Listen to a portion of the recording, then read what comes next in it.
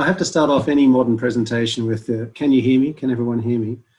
My terror is that when we actually resume face-to-face meetings and treaty negotiations, the first thing that any delegation will say is, can you hear me? Can everyone hear me? But anyway, assuming that, thank you, Brock, for the introduction. That's much appreciated. I actually don't have any hats on at the moment, so it's just me. But anyway, look, what I'm going to talk about now is a research partnership that we have been working on for a few years with the Japanese Fisheries Research and Education Agency and Global Fishing Watch, and one of our most recent research outputs from that. So I'll give you a little bit of background on global fisheries and the technologies that we've been using, and then I'll talk through the actual study, which basically is about dark fishing fleets and UN sanctioned breaches and ghost ships in the Sea of Japan. If I am talking too fast or you don't understand anything, please feel free to interrupt me. Let's just hope that this thing works. Why isn't that working? All right. Okay, here we go, sorry. Okay, one of the things I like to remind people of when I'm talking about ocean governance or fisheries or marine conservation is perhaps the bleeding obvious. We don't manage fish. We don't even manage oceans. We just manage people. Fish have a notorious reputation for paying no attention whatsoever to maritime boundaries. They really are quite disobedient. They don't listen to anything we say. So what we're really just doing is trying to actually manage our own activities. We're trying to better understand the human impacts of human activities so that we can manage our activities to achieve whatever goals that we put in place. So what I'll talk about here is the partnership with FRA and Global Fishing Watch. We held a number of workshops over the last few years that were fairly technical, closed workshops with input from the Japanese Fisheries Agency and the Japanese Space Agency. And that really enabled us to start identifying, key research priorities, potential technologies and methodologies, and better understand what was going on in that region. This has flown out of, this has evolved out of various relationships that we established over the years, particularly through participation in the Western Central Pacific Fisheries Commission, where under another hat, I also attend meetings as an advisor on different delegations. And I also have been working with Global Fishing Watch in a sort of strategic role as that organization also developed. So one of the key studies that we quickly identified that we needed to do and started developing was to really understand what was going on in the Sea of Japan with the squid fisheries, and particularly what was going on in the North Korean exclusive economic zone. As you can imagine, there wasn't too much information available about that. So we formed a study group that included researchers from FRA, anchors at the University of Wollongong, Global Fishing Watch, the Korean Maritime Institute, University of California, Santa Cruz, and Planet, which is an optical imagery satellite company, SkyTruth, which was one of the founders of Global Fishing Watch, and also a researcher from Duke University. Global Fishing Watch really led this research. The two key researchers was Jae-Young Park from Global Fishing Watch and Jung-San Lee from KMI, from the Korean Maritime Institute. They did humongous amounts of work. It was an amazing amount of work that they did to really go off and assemble these databases, and then to go off and analyze these databases and develop tools and everything else. So I may have played a part in this, but I'd really like to acknowledge the fact that Jae-Young Park and Jung-San Lee deserve most of the credit for the actual study itself. Just before I go on and talk about the study, I thought it might be just helpful to quickly remind everybody on the significance of global fisheries. I suspect many of you are probably already well aware, but obviously we're talking of approximately 90 million tonnes, approximately 17% of protein. 84% of the people who are engaged in fisheries are in Asia. Over 56 million people around the world work in fisheries and agriculture, and one of the most traded and exported commodities as well, with fisheries exports from developing countries valued at about 80 billion. What we're talking about here in this lecture is IUU fishing, illegal, unreported and unregulated fishing. This is one of those terminologies that's massively misused. It's a fairly annoying terminology and it basically covers many, many different things. And one of the frustrations is that you'll often see papers coming out that talk about widespread IUU fishing, and then from there on they'll refer to it as illegal. This illegal fishing and all that kind of stuff. What often actually they mean is when they talk about IUU, they're talking about the range of different things that might include, and that's not always just illegal. But it is a key issue. The nature of IUU fishing obviously makes it very difficult to estimate, but global estimates suggest that something about $30 billion in lost revenue or costs occurs every year. That figure is fairly old now. There's a fair bit of discussion going on about new methodologies to update that, but obviously it's a difficult thing. So at the moment, we're just sort of roughly using this figure, roughly equal to about 15% of global catch. When we're talking about illegal fishing, we basically define that as domestic or foreign vessels fishing in national waters without a license or in contravention of national laws. So, i.e. a foreign vessel enters the Australian exclusive economic zone and fishes in our waters without a license. That would be illegal fishing. Or an Australian longliner fishes without a license or in violation of licensing laws. Another form of illegal fishing will be vessels flying the flag of states that are party to regional agreements, fishing in contravention of those regional agreements. Unreported fishing is often skimmed over, which is a shame because I would actually argue that that's probably almost as important, if not more important, a lot of the time. So we're talking here about fishing which has not been reported or has been misreported to the relevant national authority, or fishing in a regional fisheries management organisation's area without reporting or misreporting that. When you do studies in the Pacific Island region on IUU fishing, you very quickly work out that misreporting is the key priority. It's not really illegal fishing that's the key priority, because there's actually not that much illegal fishing as far as we can work out, but certainly there's significant amounts of misreporting. And in effect, what you're doing is you're committing corporate fraud, because those reports are crucial not just for scientists or managers, but are also crucial for working out revenue and licensing and everything else. And then unregulated fishing refers to fishing in an RFMO area by vessels without nationality or flying the flag of a state that's not party to that RFMO, or fishing in areas where there are no applicable conservation or management measures.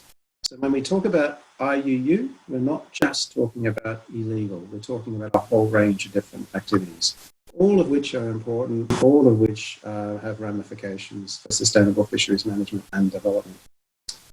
So when we talk about IUU fishing and when we talk about responses, it's not something that you can address with simply one quick fix. It requires a broad range of diverse responses that really have to apply from the point of capture right through the supply chain to the consumer. And increasingly, we're seeing a whole range of stakeholders engage in that. Governments, regional institutions, industries, NGOs, consumers, they're all vitally important and they're all really engaging in how to address IUU concerns. Integrated and coordinated strategies are critical, and transparency and traceability are central to many of these.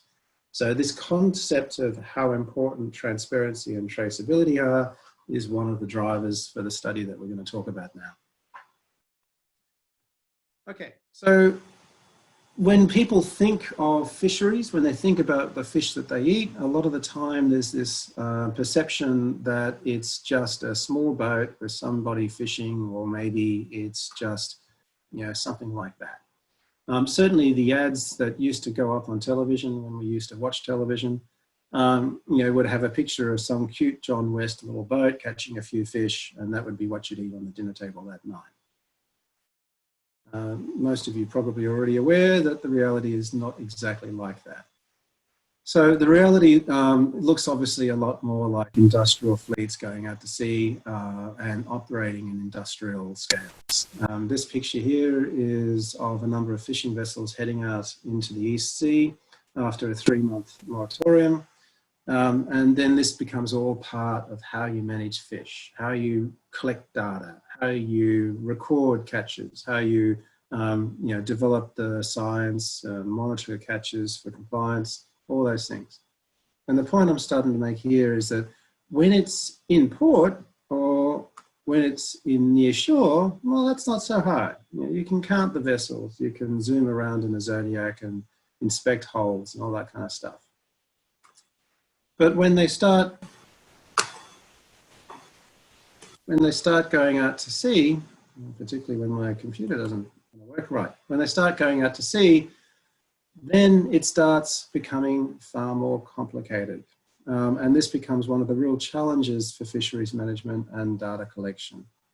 So this is when we have to start thinking about more alternative and creative ways of actually starting to manage fisheries and record their operations.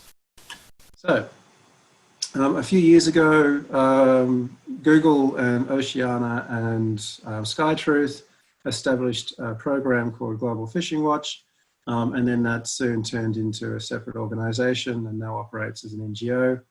And a couple of other different organizations also set up similar programs under various different business models. But what they all had in common was that they started trying to analyze satellite data that was being collected ostensibly for safety at sea purposes, and then start trying to understand the fishing behavior of fleets that were utilizing that AIS. So the work that we are doing is very much based on this database, but we also then rapidly had to go off and start identifying other databases. What you're seeing here is in effect just simply a heat map, where the algorithms have identified fishing activity. So it's not the transits, it's not shipping, it's just the fishing vessels that the algorithms are identifying. And then you're seeing the heat map of fishing events that have been identified.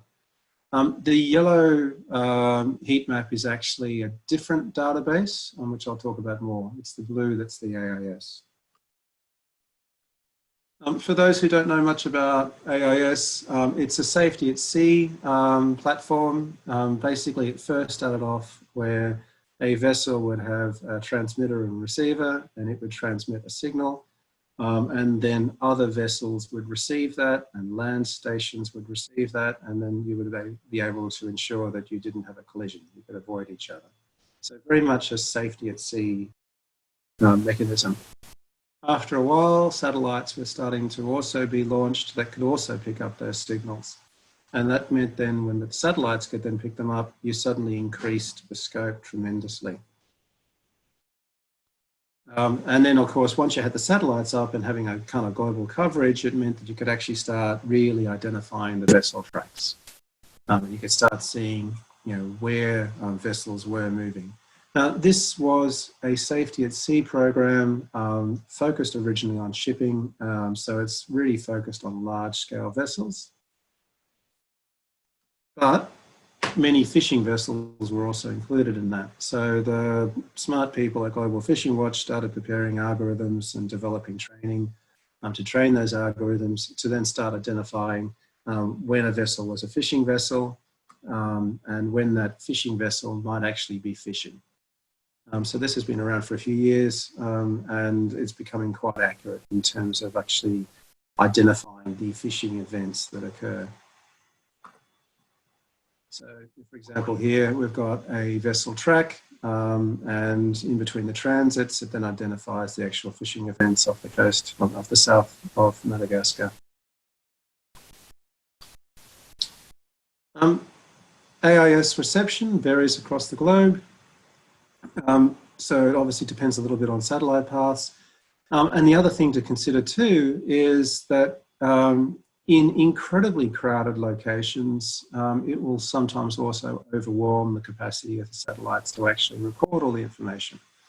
This is particularly a problem off the coast of China, There are so many vessels operating AIS off the coast of China that it literally just floods the receivers of the satellites. There's not enough satellite capacity to process all that information.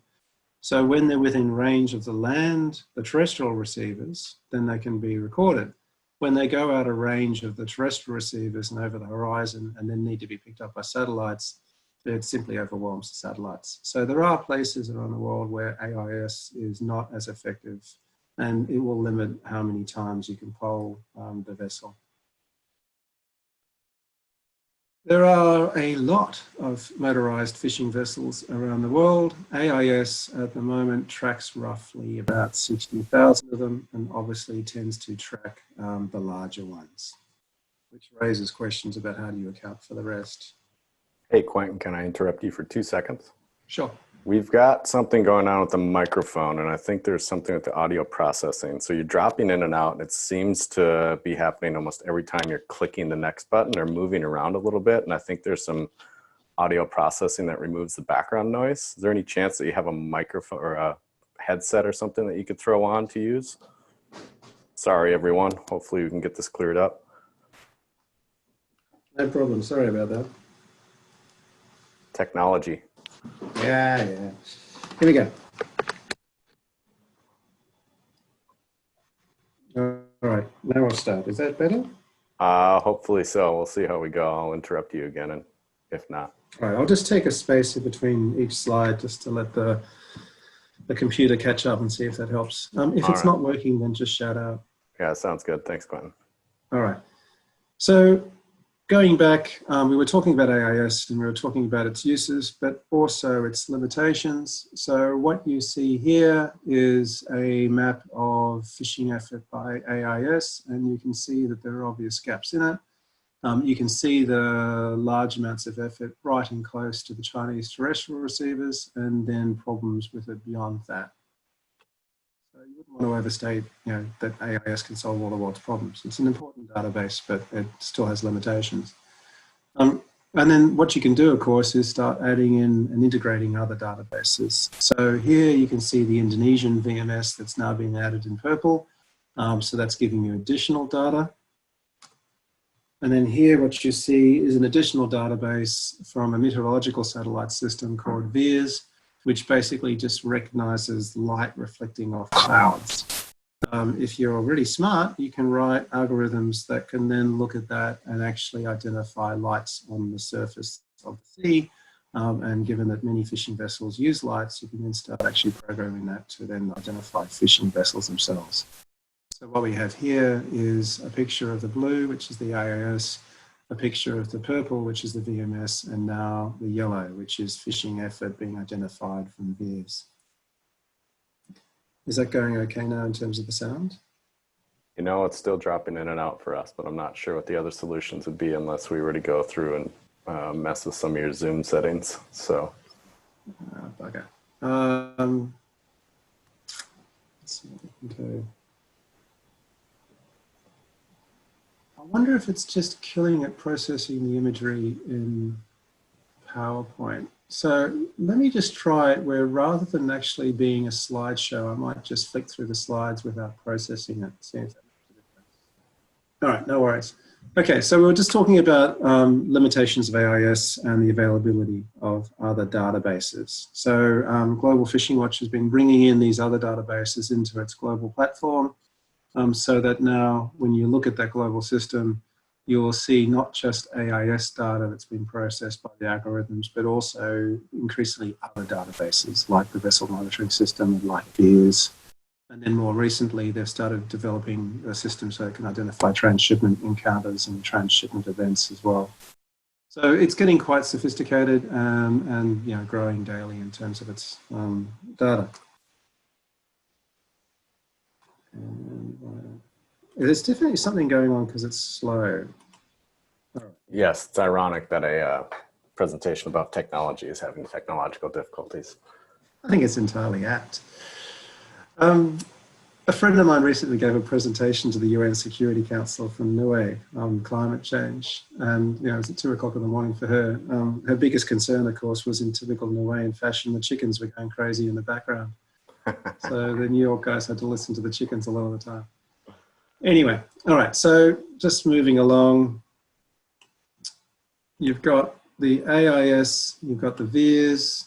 You can see how effective that is. You've got the VMS, sorry. You can see an example here of the Kirkus Keeling and Christmas Islands, where obviously that maritime boundary is preventing that fishing effort from coming in. And that's all the Indonesian VMS that's being tracked by the Indonesian system. So it's good examples how that could work. Okay, so going down to the focus of our paper. So what we decided to then actually do is to see really how we could use these new technology and databases to estimate fishing effort in a place with almost no data. So we looked into the North Korean exclusive economic zone. As you would imagine, there's not much data coming out of North Korea. It's an interesting area in terms of the squid fisheries. Chinese vessels have historically fished the waters adjacent to North Korea under various previous access agreements, and there've also been access agreements between North Korea and Russia as well to enable some North Korean fishing effort to occur in the Russian EEZ. I'm just going to stop and just check. Has the volume issue gone? Are you able to hear me now? Okay for the moment, but even if it continues to come back, we can still make out most of what you're saying. So feel free to just keep rolling. All right, thanks, Prof. All right, so we have a history of Chinese fishing operations in the North Korean EEZ, North Korean operations in the Russian EEZ, various access agreements, a really critical form of hard currency for the North Korean regime. So, there's a bit of history there. But then after the most recent ballistic missile tests in 2017, the UN Security Council adopted further sanctions that restricted North Korean fisheries and seafood trade. Those sanctions also prohibited North Korea from selling or transferring fishing rights. So what that basically means is that those access arrangements that the Chinese vessels had to fish in the North Korean EEZ were now illegal under international law, and similarly, North Korean access agreements in Russia were also illegal. We did a fair bit of research both in China and in Russia to look into that. As far as we can ascertain, there are no access agreements in Russia. Russia has complied with those requirements as far as we can work out, but the situation becomes a lot more grey in regard to China. The concerns then were that this history had existed, the sanctions had been agreed, China and Russia had both adopted these sanctions, had made many statements that they were enforcing those sanctions, but South Korean Coast Guard were observing hundreds of Chinese vessels transiting through their EEZ around the corner and then up into North Korea. So there was some cause for skepticism. The suspected Chinese fleet that was observed by the South Korean Coast Guard included pair trawlers and lighting vessels. The lighting vessels, you'll also see a few of those in places like Tasmania, sorry, Australian versions of. But the Chinese lighting vessels, we're talking significant power there. I mean, we're sort of saying that the lights that these guys would put out at night to attract squid and other small pelagics were effectively equivalent to about a quarter or a half of a football stadium in terms of lume. So they're not exactly dark fleets. They're something that you can see for tens of nautical miles away. And obviously the pair trawlers are a little bit more simple.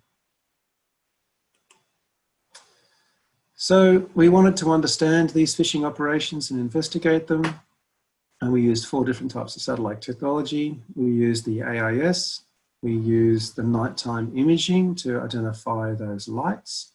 And we also then used satellites that literally just take photos, optical imagery. And then we also used some satellites that use synthetic aperture radar and radar set that can identify large metal vessels and penetrate clouds. The optical imagery is you can basically download pictures and play with those pictures. And the scale and resolution now is good enough that you can actually start to distinguish the vessel size and occasionally the type. And when we were playing around with that, we were starting to do that in Tokyo. And obviously you then need to start training the algorithms to distinguish between vessels and infrastructure or land. But obviously optical imagery can't see through clouds. So that's where the radar set can then become useful, and obviously enabling you to see right down to the surface. Also having to work within the limitations of the satellite tracks. So this is the optical imagery satellite tracks. They're funded and programmed to focus on land so that they don't tend to go to sea too much. And unless you've got a large budget, it's difficult to then further extend that to sea. It is possible, but obviously difficult. We also talk with the Japanese Space Agency and others about other sources. You can imagine that the military will have their own versions of these things. But obviously we're using all civilian satellite data. The first study focused on the AIS, what AIS was actually available, and quite a lot. So we identified about 200 vessels that were active in North Korea in 2017 and 2018, and we're able to actually then track those vessels back to their home ports. And as you can see, all of the vessels originated from China. We then looked at the VIIRs, and then that showed large amounts of fishing activity in the North Korean waters. It's also accurate enough to enable us to estimate the lume of the vessels. The Chinese vessels are massive in terms of their luminosity, whereas the North Korean artisanal vessels are literally just a couple of fluoros ripped out of the office. So their lume is far lower. Even though the North Korean artisanal vessels' lume is incredibly small, they were still detectable via the VIIRS satellites. And then with the radar, you can then start identifying the large vessels that were picked up on radar. So obviously the Chinese vessels were all large enough to be picked up on radar. The North Korean artisanals tended to be fiberglass or wooden and not necessarily were detectable. And then with the optical imagery, you could then start to identify pair trawlers and prepare the algorithms to start counting and identifying and discounting what weren't, etc. And obviously, Jae-Yong and the team put a lot of work into refining that so that it didn't have any false positives. And also the optical imagery could then also verify locations for the lighting vessels as well, in addition to the VIIRs.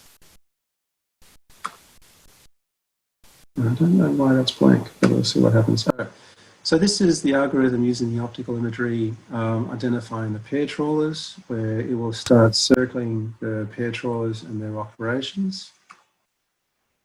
And then you can start seeing that as it blows up.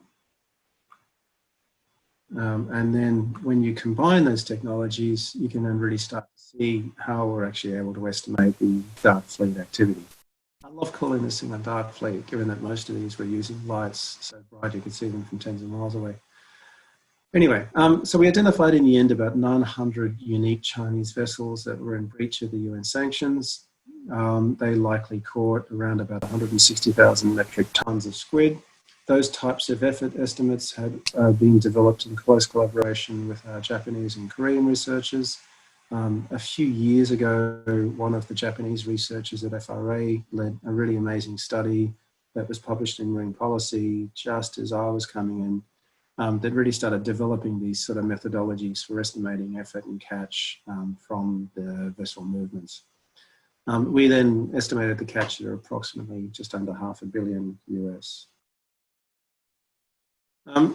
Another thing that happened, though, was that, yes, while we're focusing on this large fleet of Chinese industrial fleet vessels that were now fishing in the North Korean EZ, what we were finding was that the North Korean artisanal vessels were simply being displaced. They couldn't compete, they were much smaller, and they were then being displaced into far more remote waters and often transiting right across to the Russian EZ and fishing inside the Russian waters. We think that this is likely to all be illegal. I don't think that the Russians have actually got any access agreements in place to allow this. But of course, we're making some assumptions with those fishing operations in Russia. I'm just trying to get this thing to transfer. Right.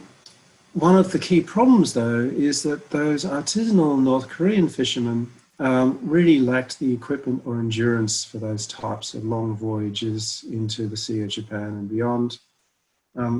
anyone who's been into those waters during the fishing season, it's a pretty bleak place. I was up in the North Shore of Honshu in December, January this year. And the coastline's covered in snow. The Siberian winds come ripping across. It's a pretty hard environment to be out there fishing. So you've got large numbers of North Korean artisanal fishermen on small boats that are not up for the task, being displaced by Chinese industrial fleets. And as a consequence, you're getting large numbers of what we call ghost boats drifting onto both the Russian and Japanese coastlines. Those boats are empty or often with only human remains on board. As you can see, there's a significant disparity in size between the North Korean boats on the left and the Chinese boats on the right. This has been a big news story in Japan for a few years. They've had over 500 vessels of these ghost ships washing up on their shore. So because of the difference in loom, we were able to clearly distinguish between the North Korean artisanal vessels from the Chinese industrial fleets, and we identified roughly about 3,000 unique North Korean vessels fishing illegally in Russian waters, with a dramatic increase in effort in 2017 and 2018. Which starts to explain all these ghost boats that were washing up on the Japanese coast and were getting into the news. I think the estimate of the Japanese is that roughly 540 ghost boats had washed up on their west coast in the last couple of years.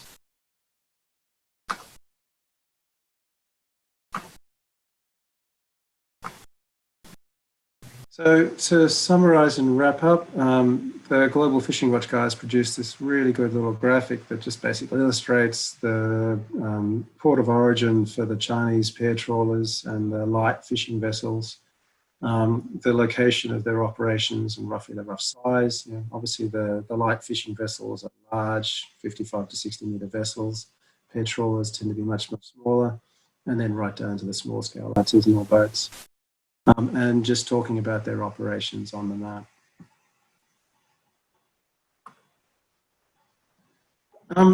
This isn't just a story about illegal sanction breaches or illegal fishing. Obviously, one of the key impacts has been on the North Korean artisanal fishermen themselves. Some of the villages that are traditional fishing villages are referred to as widow villages due to the large numbers of North Korean fishermen who disappeared at sea. They really have suffered as a result of this. And also, obviously, this unsustainable level of fishing effort is having a massive impact on the squid stocks. We're looking at around about an 80% decline in catch by the South Korean and Japanese fishing fleets that operate in their exclusive economic zones in the Sea of Japan. Squid is a very significant fishery for Korea and Japan, and obviously a key foodstuff for all. Prior to the sanctions, the squid fisheries were the third largest export for North Korea. Obviously now that that's not being exported, what you're simply seeing is these Chinese operations catching and taking back to China. That will still be providing hard cash revenue for the North Korean regime, but is obviously providing no benefit for the North Korean coastal communities and artisanal communities. The squid themselves are obviously in a fairly powerless state, given the massive declines going on in productivity in the South Korean and Japanese fishing fleets. But we have almost no data, and there's almost no cooperation. There's not even any real strong cooperation between the South Korean and Japanese governments on this matter. So at the moment, it's really hard to work out what the actual status of the stock is, particularly in this region. Flying squid, the Japanese flying squid, are unbelievable. They actually are a little mini rocket. They can get airborne and then propel themselves through the air for up to about 30 meters. So they're quite an amazing species. After we did the study, we submitted it to a journal and went through the typical academic delay. We were hoping to publish this last year, but due to the sensitivities of the topic, it went through an incredibly interminable long delay. So I think we're about a year and a half in review before it was finally published. So during that time, we updated the analysis just to make sure that the issue hadn't all gone away. And in 2020, the study team identified that it was still very much going on, with 800 vessels active in 2019 as well. So it's a political and an ecological problem. It's a massive operation that obviously has substantial implications for fisheries governance and regional politics. We've left the question open in our publications that if the vessels are not approved by China and North Korea, well, then they're fishing illegally in contravention of both the Chinese and North Korean law. On the other hand, if they are authorized by China or North Korea, then it's a sanctions breach and illegal still under international law. China has made a number of statements over the last couple of years that it is doing everything to implement the sanctions. It has passed policies, etc., that ban Chinese operations, Chinese vessels from fishing in North Korea. But certainly from the discussions with South Korean Coast Guard on their inspections and other indications, it would appear that these vessels are authorized by at least regional governments in China to continue operating in the North Korean EEZ. And certainly given the lack of response by the North Korean government themselves, it's a reasonable assumption to suggest that the North Koreans are receiving revenue through some form of access agreement for this. So we don't know, but I would suggest that the assumption probably is that the activity is a sanctions breach and the vessels are operating in accordance with authorizations from China and North Korea. But we don't have any evidence for that, so that's just an assumption. In addition, the fishing is obviously a catastrophe for the regional fish stocks. Japanese flying squid is getting hammered. We don't have any stock status, but just looking at the decline in catch by the Japanese and Korean fleets, obviously things aren't looking particularly good. I'll finish on a positive note, though, that it's a good illustration of cooperation between Japanese and Korean and other researchers. And it's a good illustration of the opportunities to use these new technologies to not just monitor potentially illegal fishing operations, but also to support and provide additional data for legitimate fisheries management and science purposes as well. And we're also doing some work up in the North Pacific in the high seas, where there's large amounts of fishing activity for flying squid and other pelagics. So it's another way of actually developing estimates on fishing effort as well. So I'll stop there and keep my fingers crossed that you guys actually heard a few things. Thank you very much.